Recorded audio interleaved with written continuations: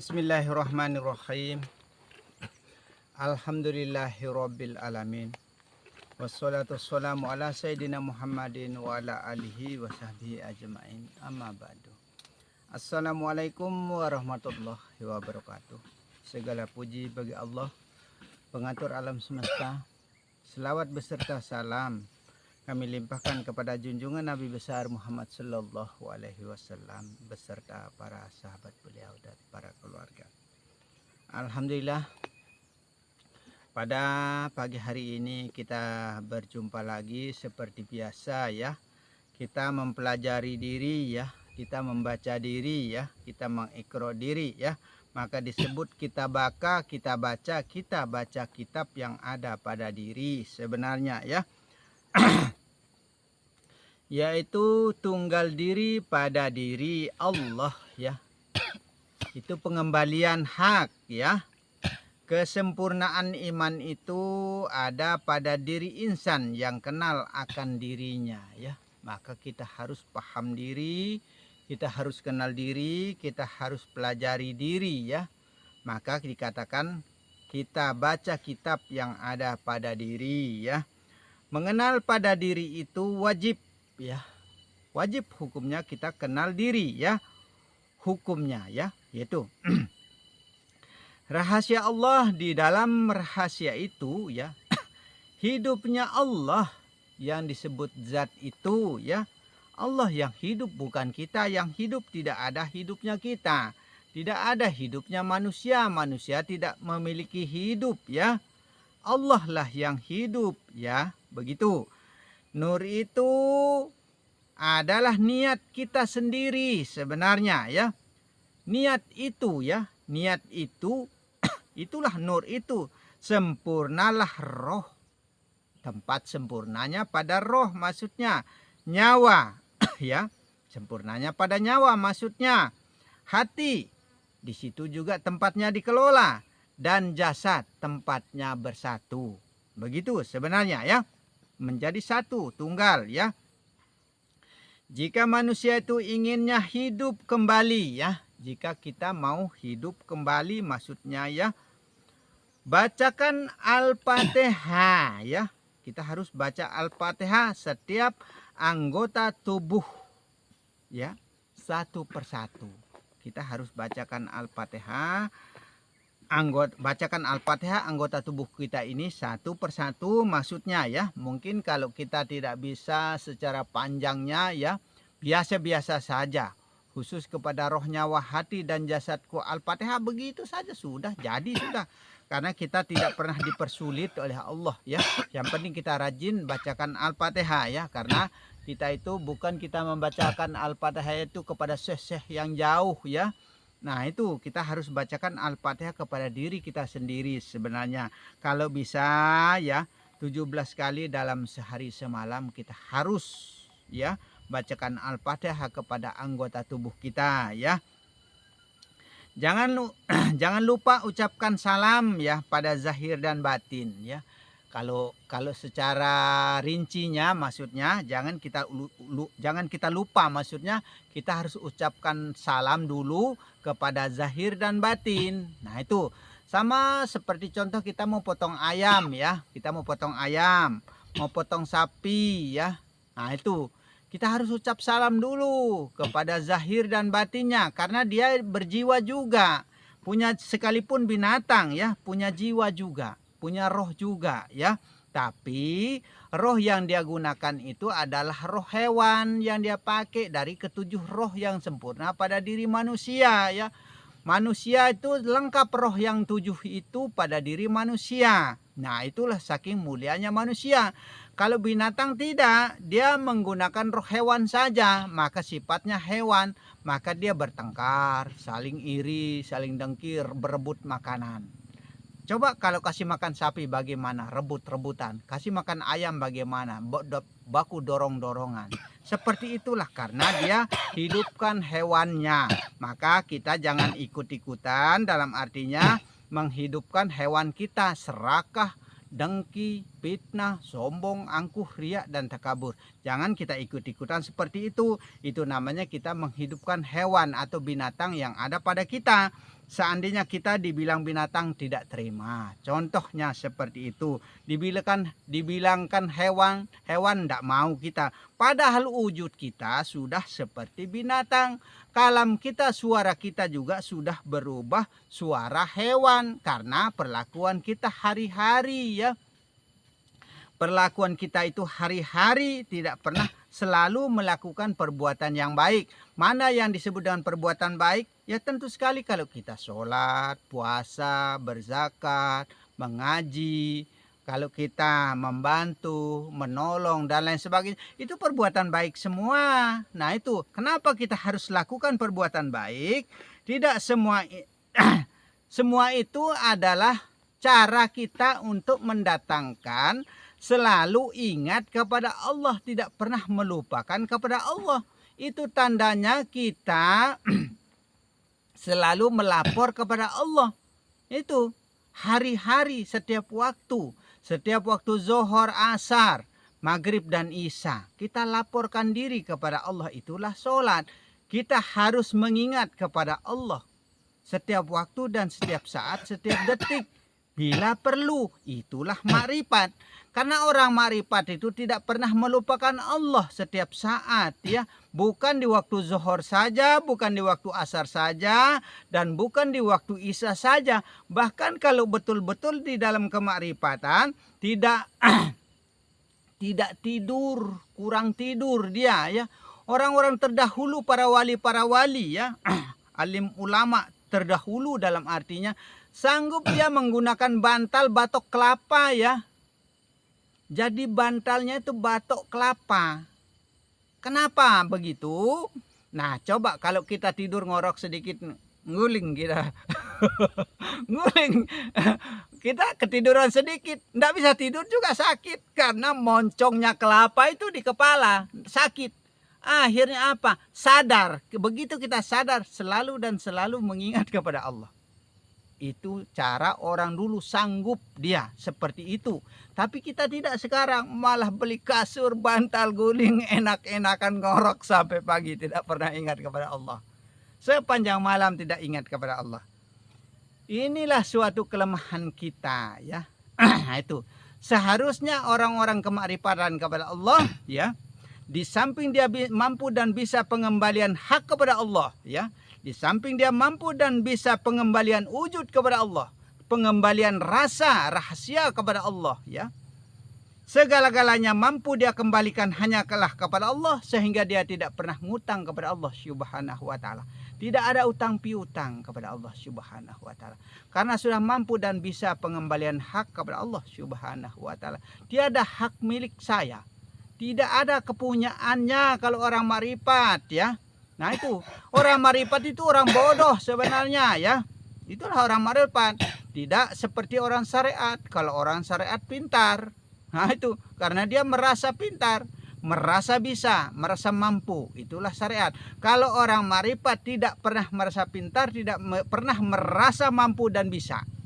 Itulah orang makrifat. Maka orang makrifat yang betul-betul di dalam kemakrifatan, orang buta, orang tuli, orang bodoh, orang dungu, orang gila, orang gendeng, orang makrifat itu sebenarnya. Nah itu di dalam kegilaan dan kegendengannya itu, disitulah perjumpaannya dengan Allah. Karena tidak pernah merasa dirinya yang mampu dan bisa kepada Allah Subhanahu wa taala.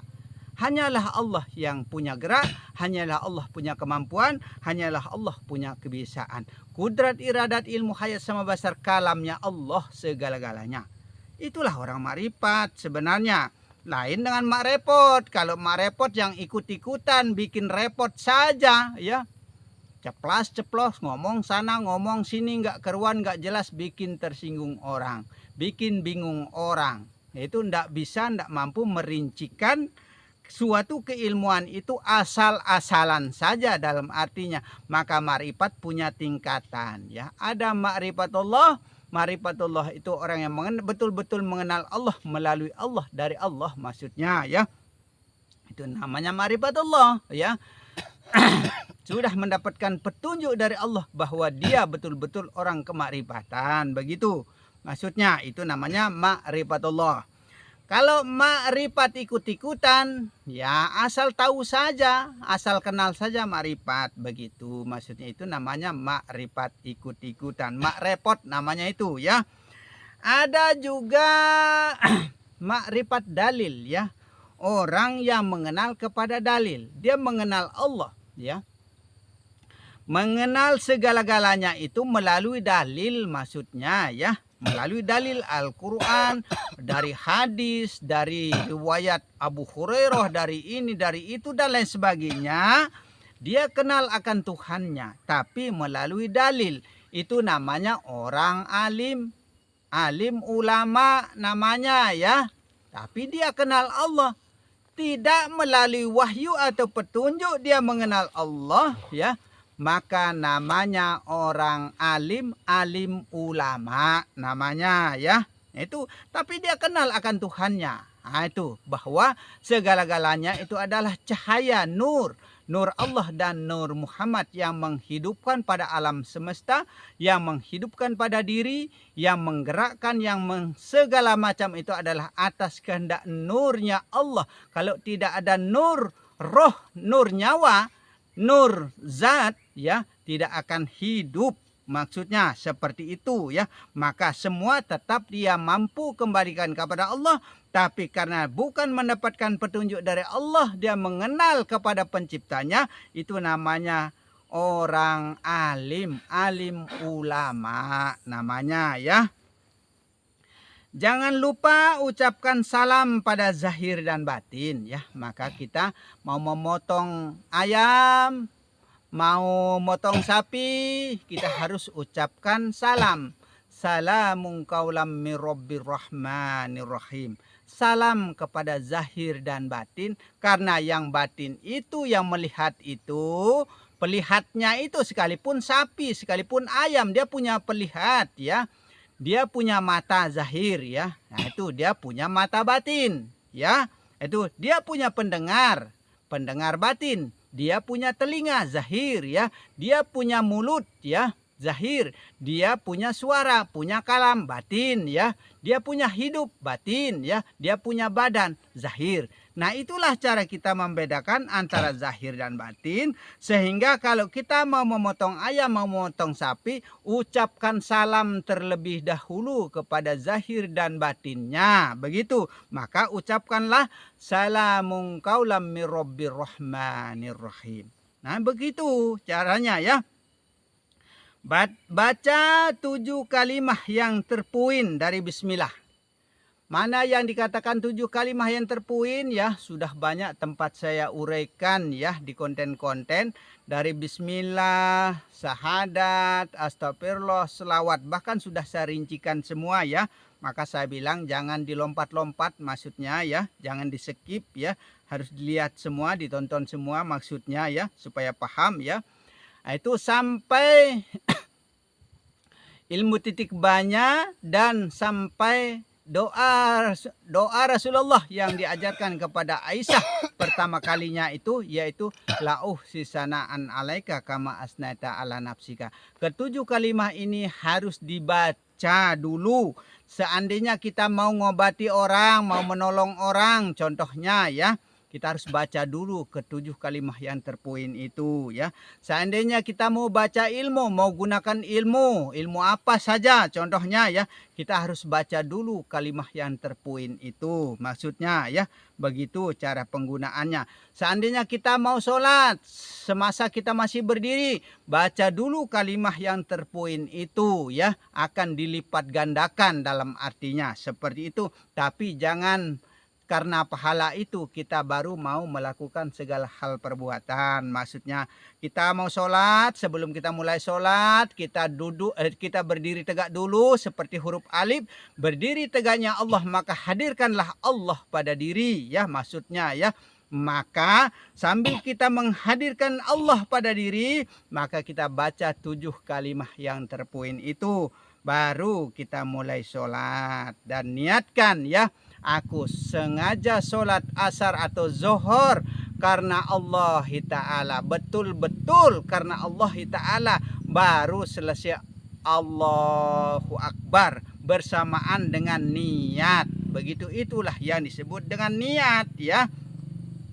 Betul-betul berniat karena Allah, maka saya katakan bahwa kita melakukan sholat itu betul-betul menghadirkan Allah terlebih dahulu. Seperti itu ya. Nah, Rabbuna Rabbul malaikat waruh la ilaha illallah. Nah, baru kita katakan Rabbuna Rabbul malaikat waruh la ilaha illallah ya. Nah, terus kita khususkan ya kepada pertama kepada zatnya Allah ya, kepada wujudnya Allah ya, kepada haknya Allah, kepada rasa Rasul rahasia diri ya, Rasulullah disebut dengan Rasulullah, rasanya Allah, Allah yang merasa rasa pada diri. Maksudnya seperti itu ya.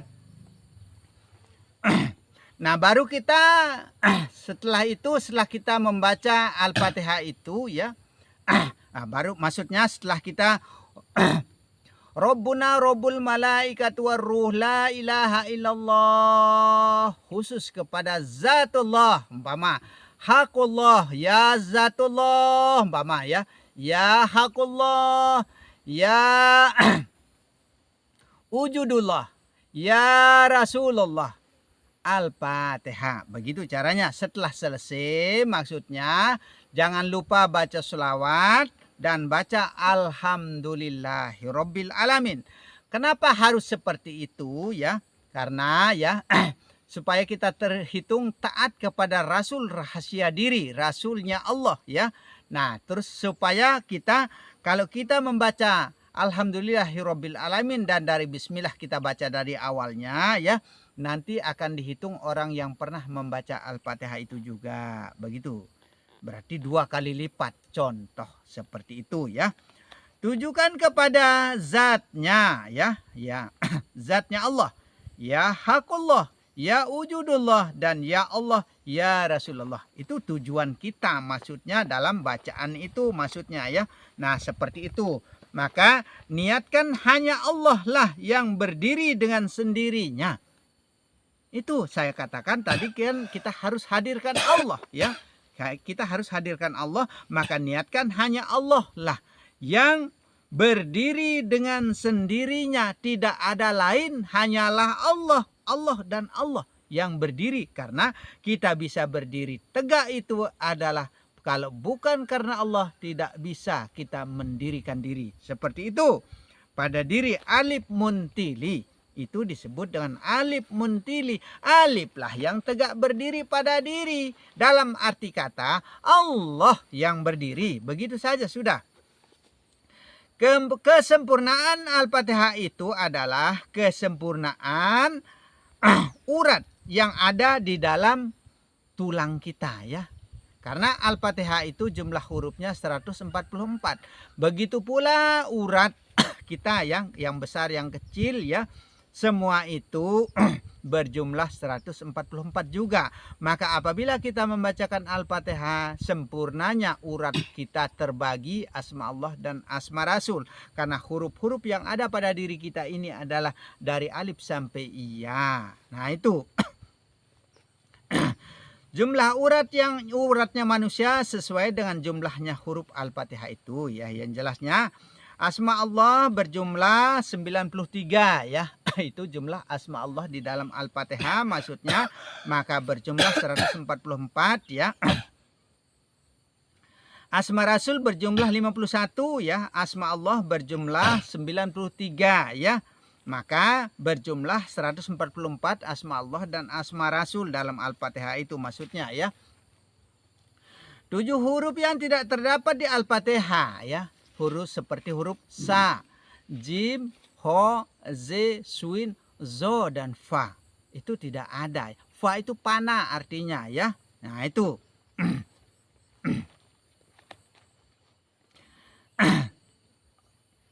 Terdapat di Al-Fatihah ya. Itu disebut dengan nama huruf makjub namanya ya. Huruf yang tidak terdapat di Al-Fatihah itu disebut dengan nama huruf makjub. Nah, sebenarnya nama aslinya itu sab'atuh ahrufih minal mahjubah, nama huruf itu ya. Huruf itu ya, huruf yang saya sebutkan tadi seperti huruf sa, jim, ho, ze, swin, zo, dan fa tadi tidak terhitung asma Allah dan tidak terhitung asma Rasul, maka disebut dengan huruf makjub ya. Itu namanya ya. Maka disebut syaba'atuh ahrufih minal mahjubah, nama huruf itu ya. Nah, keseluruhan huruf dari alif sampai ya juga ada pada diri manusia ya. Boleh juga diamalkan huruf-huruf ya. Boleh juga kita amalkan huruf-huruf seperti contoh ya. Alif lam mim ya mim. Alif lam mim mim ya mim. Sod ro wau kop ya wau mim toa ro wau alif alif ya fa ainun. Boleh juga kita amalkan seperti itu ya. Nah, sempurnanya di sa, jim, ho, ze, swin, zo, dan fa. Itu kalau kita mau kesempurnaan huruf-huruf itu semua. Nah, seperti itulah boleh kita amalkan seperti itu. Itu namanya kita mengamalkan huruf-huruf yang ada pada diri kita sendiri. Karena manusia ini sempurna huruf pada diri, maka dikatakan kita ini adalah Al-Quran yang berjalan, Al-Quran yang berkalam ya. Kalamnya Allah sebenarnya ya, geraknya Allah sebenarnya seperti itu.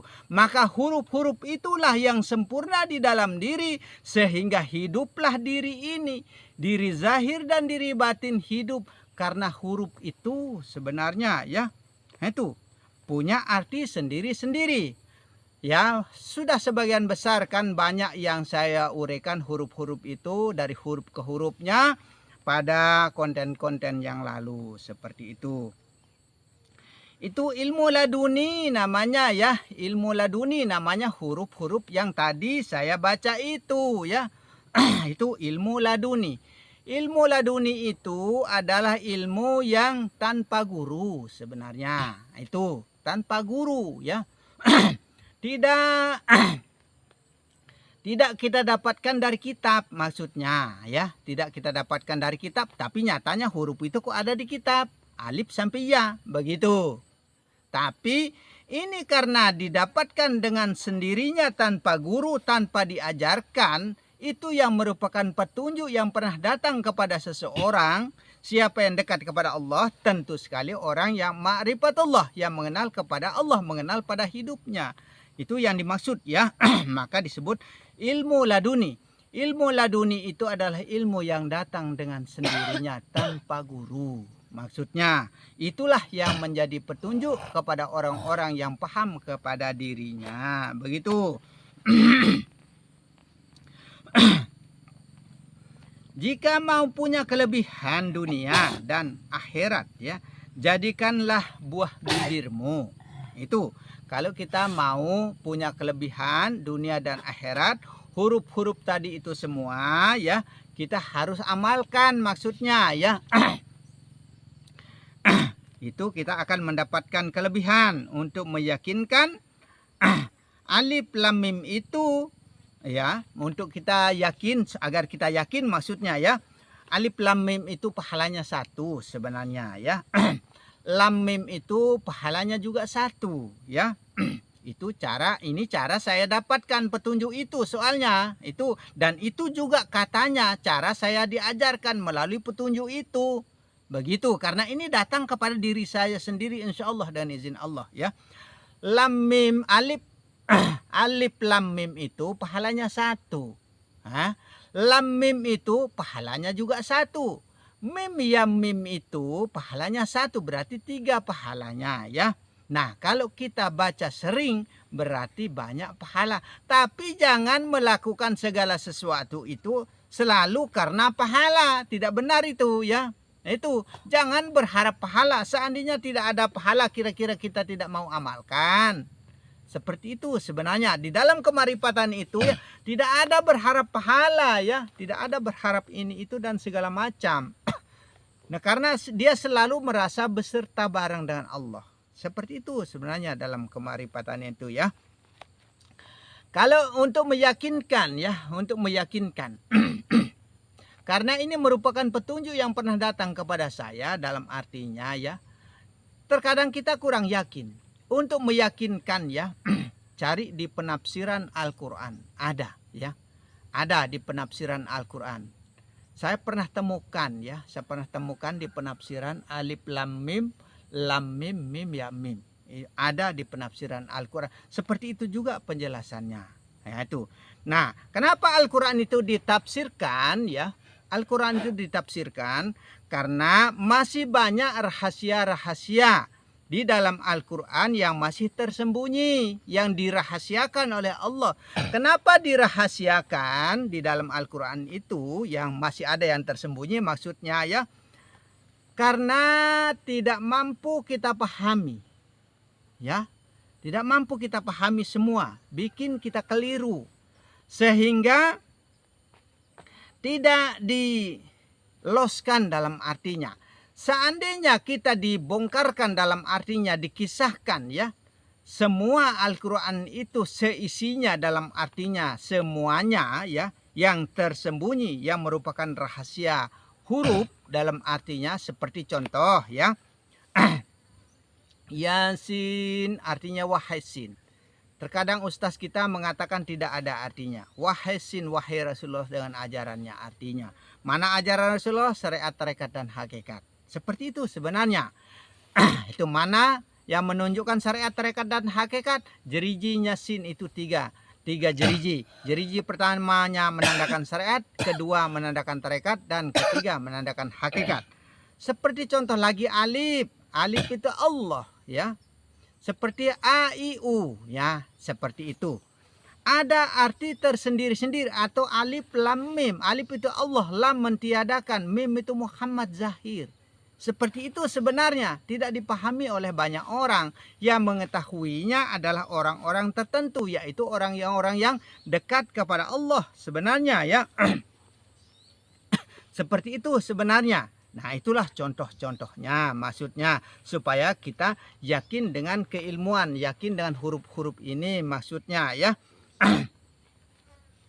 Tapi jangan kita mau melakukan segala sesuatu itu selalu karena imbalan. Kalau tidak ada imbalan kita, berarti kita tidak mau melakukannya maksudnya ya. Berbuatlah segala sesuatu itu betul-betul karena Allah maksudnya. Jika kurang yakin, lihatlah di penafsiran Al-Quran ya.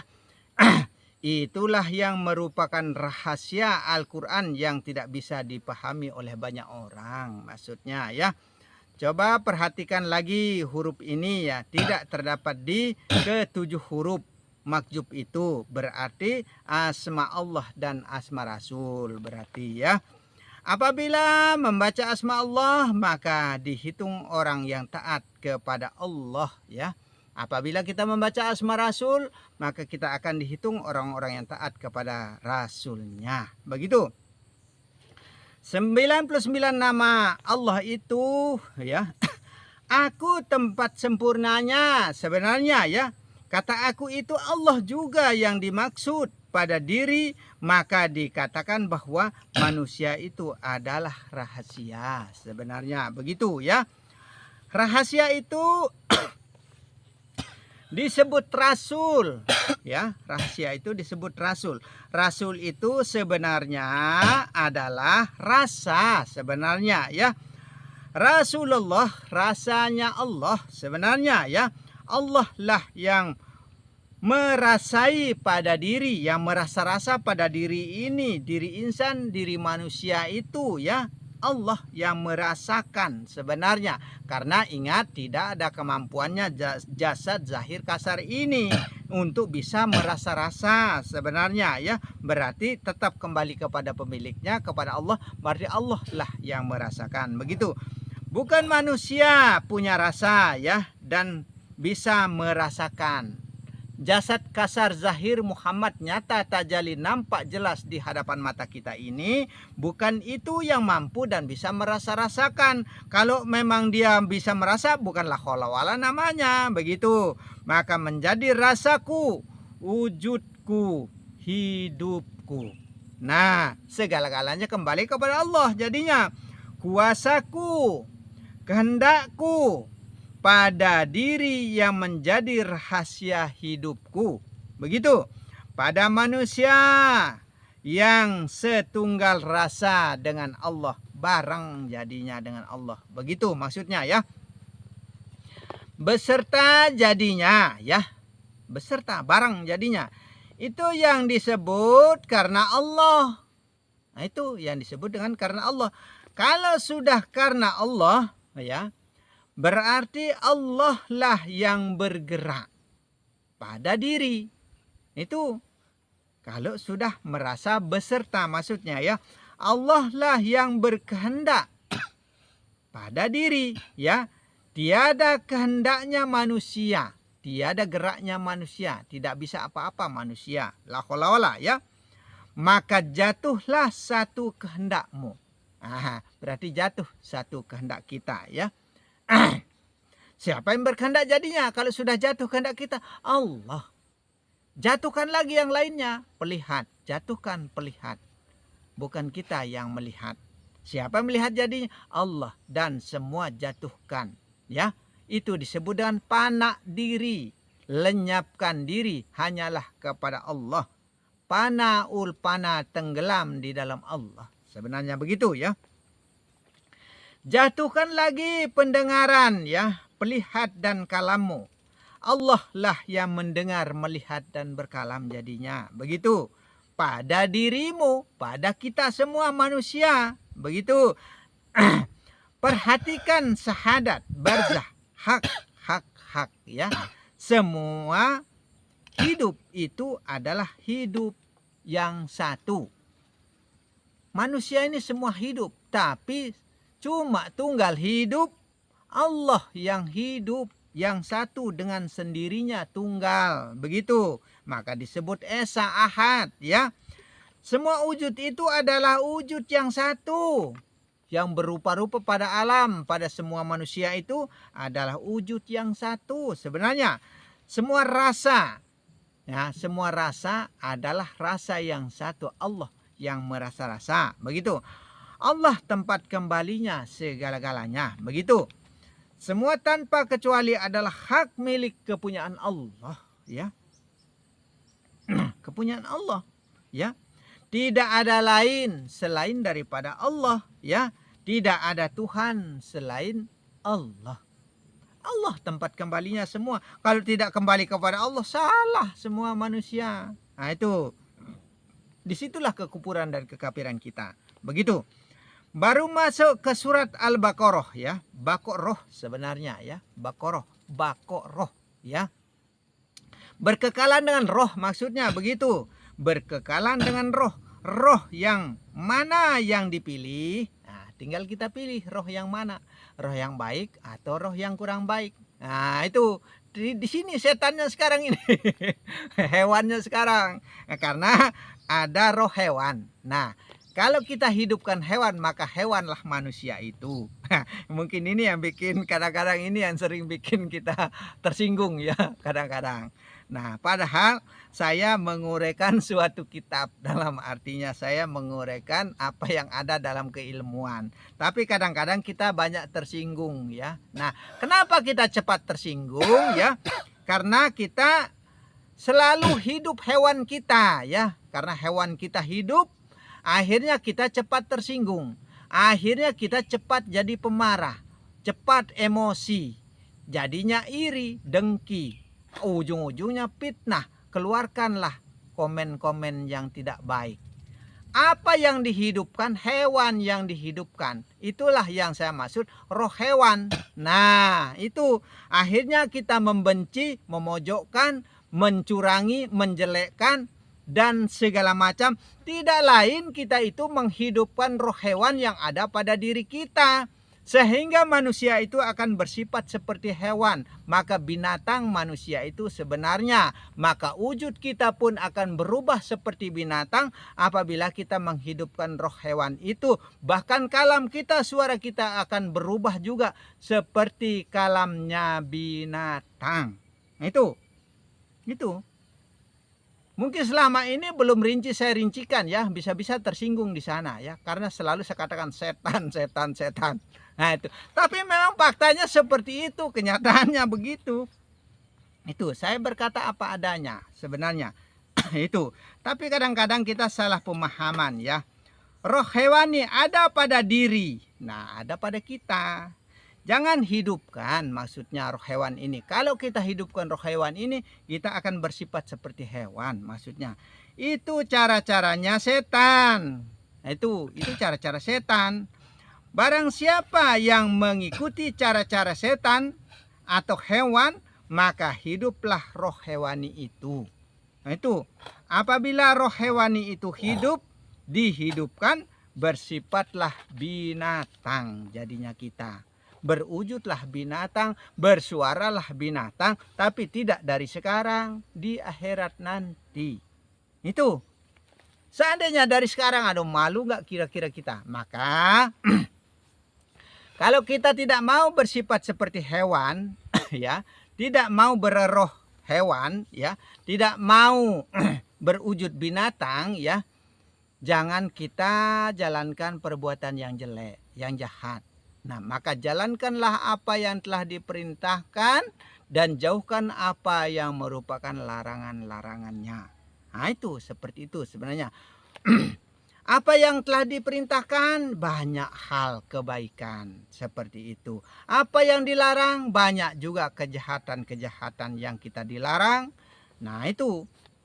Maka kalau itu mampu kita jalankan, insya Allah kita akan bersifat seperti manusia. Kalau kita betul-betul mau bersifat manusia, maka kemanusiaan yang adil dan beradab. Jagalah adab kita kepada sesama manusia, maksudnya begitu. Manusia itu seperti hewan, maka wujudnya pun sekalian akan berubah menjadi binatang. Itu. Berhati-hatilah di dalam berperilaku hidup agar tidak sampai berubah wujud. Hati-hati. Jangan kita mencuri, merampok. Itu perbuatan hewan juga. Begitu. Jika mau berwujud manusia, hidupkanlah roh insani. Nah itu. Berkemanusiaan yang tinggi. Ya. Kemanusiaan yang adil dan beradab. Maka jagalah akhlakul karimah. Ya. Jaga sopan santun ya, dan tata krama yang baik kepada sesama manusia maksudnya ya. Karena manusia itulah tempatnya rahasia Allah itu. Di manusia tempat rahasianya Allah. Rahasia hidup itu ya. Segala macam rahasia itu sempurna pada insan yang kenal kepada dirinya, yang paham kepada dirinya. Itu adalah dirinya Allah saja yang hidup. Begitu. Segala sesuatu itu bermulanya dari batin, ya, dari batin kita semua, ya. Batin kita sendiri, ya. Mau baik, mau jahat, silahkan. Tinggal pilih titian sirot yang mana yang kita mau lalui ya. Nah, itu jembatan yang mana kita mau lewati. Yang baik, yang buruk silahkan. Nah, itu tinggal membuka dua pintu ya. Pintu surga atau pintu neraka. Nah itu. Jangan meminjam kepada Allah. Berarti kita ngutang ya. Jangan kita meminjam kepada Allah, meminjam sifat ya. Karena manusia tidak bersifat, tidak punya sifat. Maksudnya, jangan mengaku-ngaku ya. Jangan mengaku-ngaku seperti contoh aku Allah. Jangan diaku-aku, jangan mengaku. Bukan seperti itu yang dimaksud di dalam kemarifatan itu sebenarnya ya. Maka di sini saya katakan jangan mengaku-ngaku ya, merasa kita yang punya ya. Itu jangan. Nah, menghak miliki apa yang ada pada diri zahir dan batin. Jangan merasa kita yang punya segala-galanya. Merasa kita yang mampu melihat dan mendengar sampai merasa ya, memiliki ya. Nah itu apapun yang kita punya berarti kita ngutang kepada Allah. Nah itu wajib membayar hutang. Wajib kita bayar hutang jadinya. Begitu. Kembalikan makanya semua ya. Hak milik kepunyaan Allah segala-galanya. Allah akan menuntutnya, ya. Allah akan menuntutnya. Hak. Kata Allah, ya. Milikku. Segala-galanya milik Allah. Kepunyaanku, ya. Semua tanpa kecuali. Maka kembalikanlah hanya kepada Allah, ya. Dari Allah dan beserta Allah. Innalillah itu. Begitu. Pandanglah pada segala macam yang berwujud itu. Semua yang berwujud itu, di situ kita tempat memandang wujudnya Allah. Pandanglah kepada bernama-nama itu. Disitulah tempat kita mengenal nama, yaitu Allah yang bernama-nama. Nah, itu tidak lain, semua wujud itu adalah Allah. Tidak lain, semua yang bernama-nama itu adalah Allah, ya. Pandanglah pada segala macam yang hidup itu adalah zatnya Allah. Pada alam semesta, ya. Pandanglah rasul rahasianya itu pada diri semua manusia. Tanpa kecuali, ya. Hanya Allah lah yang berdiri, yang duduk, bergerak, ya, berbaring dan lain sebagainya. Hanyalah Allah atas kehendaknya. Begitu. Tiada terlihat di dalam tidurku kecuali Allah. Setiap kita melihat pada diri kita saat berdiri, saat bangun, saat tidur, saat apapun, disitulah tempat kita memandang Allah. Kalau tidak ada kehendak Allah, tidak bisa dan tidak mampu kita bisa apa-apa. Begitu maksudnya. Nah, tidak ada yang aku sukai kecuali Allah. Nah, itu. Hanya Allah, Allah dan Allah maksudnya. Tidak aku lihat segala sesuatunya itu adalah Allah. Maka yang terpandang hanyalah Allah. Tapi pandanglah dari zahir hingga ke batin. Itu cara kita memandang dari luar sampai ke dalam. Jangan kita memandang hanya zahir saja maksudnya. Pada diri laki-laki dan perempuan itu adalah Allah juga yang satu. Tunggal nama. Ahad dengan sendirinya. Itu. Maksudnya di sini begini, ya. Pada diri yang laki-laki itu adalah Allah. Pada diri yang perempuan itu adalah Allah yang satu. Itu bukan dua, jangan diduakan, ya, syirik kita. Kenapa malaikat disuruh sujud kepada Adam, ya? Kenapa malaikat itu disuruh sujud kepada Adam? Kholaqo Adam kasuratihi, ya. Allah menciptakan dirinya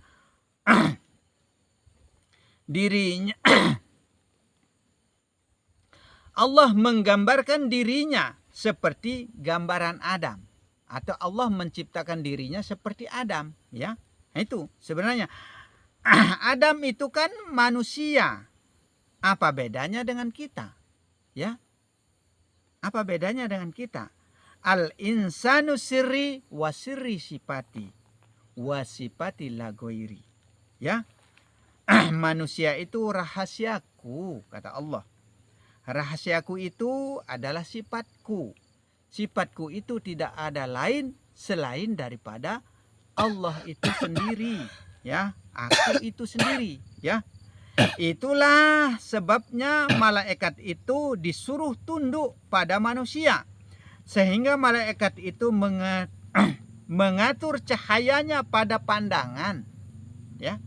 Sehingga malaikat Jibril itu mengatur cahayanya pada pandangan, pada kalam dan pada pendengaran.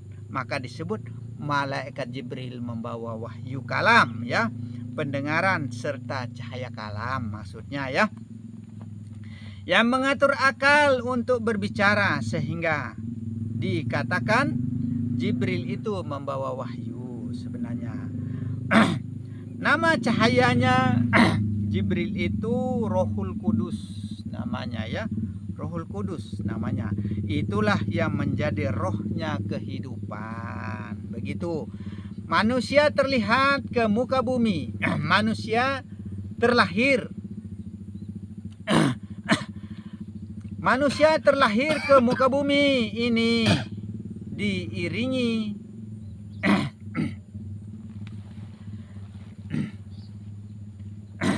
diiringi oleh malaikat, ya, sebenarnya, ya. Banyak malaikat maksudnya, cahaya, ya, cahaya kehidupan, cahaya kalam, cahaya segala-galanya. Semua itu adalah cahaya maksudnya ya. Disebut dengan seraba empat, saudara empat ya. Maka Jibril, Mikail, Israfil dan Israil itu saudara kita sebenarnya, atau zat, sifat, asma dan apal itu juga saudara kita ya. Roh, nyawa, hati dan jasad itu juga saudara kita, yang pernah saya uraikan di konten-konten yang lalu seperti itu ya. Maka disebut saraba empat, saudara empat kita, yaitu Jibril ya pada kepala, Mikail pada dada, Israfil pada punggung, hati, tangan ya, pada Israel pada selangkangan atau pusar ke bawah, dalam arti kata pada roh, nyawa, hati dan jasad. Begitu tempat tugasnya ya. Dengan kata lain pada roh ya, begitu saja ya. Tapi tidak pernah dibacakan Al-Fatihah dan tidak pernah diingat saudaranya. Saudara kita itu tidak pernah kita hiraukan sehingga kita tidak pernah membacakan Al-Fatihah maksudnya. Maka kita disuruh sholat itu, bacaan wajib kita itu adalah Al-Fatihah, tapi kita tidak tujukan kepada diri kita karena malah pikiran kita melamun kemana-mana. Begitu. Akhirnya kalau pikiran kita ke sawah pada saat kita sholat, nanti kita disuruh tuntut pahalanya di sawah. Kalau kita berpikiran saat kita sholat itu ke kebun, maka nanti disuruh tuntut pahalanya ke kebun. Kalau kita sedang sholat tapi pikiran kita melayang ke pekerjaan, ke proyek, ke apapun yang kita kerjakan, ke kantor, akhirnya nanti disuruh tuntut pahalanya di kantor sana. Begitu. Adam itu kenyataan yang ada pada laki-laki sebenarnya. Maka kalau kita mau melihat Adam, lihatlah pada diri laki-laki. Itulah yang namanya Muhammad, zahir, tajali, nampak jelas, nyata dan terlihat sebenarnya ya. Setelah ada ya, setelah ada Adam, ada juga yang namanya Hawa ya, ada juga yang namanya Hawa. Itulah nyawa sebenarnya, atau napas kehidupan, napas mengidari, sisa napas, nupus napas, ampas napas yang keluar masuk sebenarnya ya, hembusan napas maksudnya ya. Yang bunyi keluar masuknya napas, hu Allah bunyinya ya. Artinya dia itu Allah juga. Arti hu itu Allah. Kenapa? Hu-nya ke dalam ya. Hu-nya ke dalam itu itu namanya kita memuji batin ya. Itu kenapa Allahnya keluar ya. Yang zahir ini kumpulan segala yang bernama-nama Allah namanya. Sehingga dalam arti katanya tetap juga luar dalam itu adalah Allah. Karena hu itu artinya dia. Dia itu siapa yang dimaksud? Allah juga. Dalam arti kata roh, nyawa. Begitu. Zahirnya batin dan badan. Allah juga luar dan dalam. Begitu sebenarnya. Menjadi huwallahu ahad. Dia juga Allah yang esa, yang satu tunggal itu juga. Begitu. Adam dan Hawa badan itu bareng dengan nyawa sebenarnya ya. Semua itu sifat yang metamor atau sindiran ya. Nah, sifat yang metamor atau sindiran ya. Sindirannya yang maha hidup ya.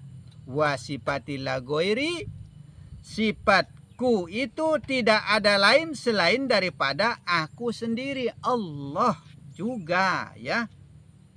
Allah itu kan kumpulan semua nama dari yang bernama menjadi tunggal nama, Allah namanya ya. Itulah bismillah sebenarnya ya. Dengan nama Allah yang maha kasih dan sayang ya. Maka kasihilah dan sayangilah ratumu, ibumu, permaisurimu ya. Sayangilah semua wanita, maksudnya ya, tanpa kecuali. Disitulah tempat surgamu yang indah dan nikmat itu. Di situ tempat surga itu sebenarnya ya, pada ibu ya. Makanya kalau mau banyak surgamu ya, mau banyak surgamu, suruh bapakmu menikah banyak-banyak, banyak jadi surganya. Nah, itu karena surga itu katanya di bawah telapak kaki ibu. Banyak ibu berarti banyak surga. Bukan berarti kata seperti itu ya, itu humor ya, humor. Bukan berarti kata seperti itu dalam arti katanya ya. Kita harus menghargai orang tua, ibu kita ya, istri kita, semua perempuan itu kita harus hargai karena dialah yang merupakan kesempurnaan nyawa itu ya, kesempurnaan udara itu atau Hawa itu. Maka yang disebut Adam dan Hawa, sebenarnya badan itu berjumpa dengan nyawanya. Itulah kenikmatan yang terindah, itu adalah perjumpaan zahir dan batin. Maka diadakan pernikahan, nikmat rasanya. Seperti itu sebenarnya ya.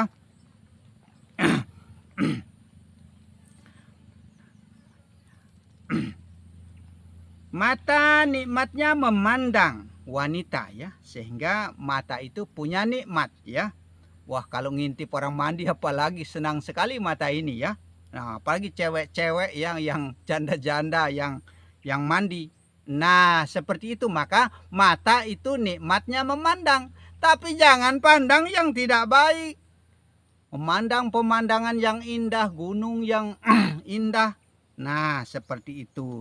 Maka sebagian besar nikmatnya memandang, kata laki-laki ya, cuci mata katanya. Bisa cuci mata, kalau pakai cuci mata pakai air saja. Begitu. Nah, itu cuci mata katanya. Padahal kata yang dibilang cuci mata itu lihat cewek-cewek cantik maksudnya ya. Begitu. Maka mata itu nikmatnya memandang, yaitu memandang wanita. Itu. Tangan nikmatnya memegang ya. Tangan itu punya nikmat, tapi nikmatnya memegang. Nah, mulut nikmatnya berkalam ya. Telinga nikmatnya mendengar. Hidung nikmatnya mencium. Nah, punya nikmat masing-masing. Kaki nikmatnya berjalan, makanya kakinya maunya jalan saja. Nah, itu. Tapi semua itu berkaitan ya, berantai semua dalam artinya. Maka disebut hidup ini berantai. Ya, maka hidung punya nikmat masing-masing. Sampai dengan geraknya kemaluan pun ya, semua punya nikmat. Maka dialah yang mendatangkan nikmat, segala macam nikmat. Nikmatnya yang sungguh luar biasa, yaitu nikmat perjumpaan Adam dan Hawa, atau badan dengan nyawanya. Itulah wanita, laki-laki dan perempuan sebenarnya ya. Yang mendatangkan zuk, nikmatnya perjumpaan antara badan dengan nyawa. Nyawanya sendiri sebenarnya. Yang mengadakan dan mentiadakan titik di tengah-tengah jantung hati yang disebut titik ba, yang berbunyi innaka antalahu la ilaha illa anta Allahu a'lamu bimuradihi ya. Nah, itu yang artinya dengan aku akan ada apa saja yang telah ada, dan dengan aku akan ada apa saja yang belum ada. Yang sudah ada, yang belum ada, semua itu tidak lain datangnya dari Allah segala-galanya. Begitu ya. Sampai yang belum ada sudah diakui oleh Allah, berarti jangan kita ikut mengaku-ngaku.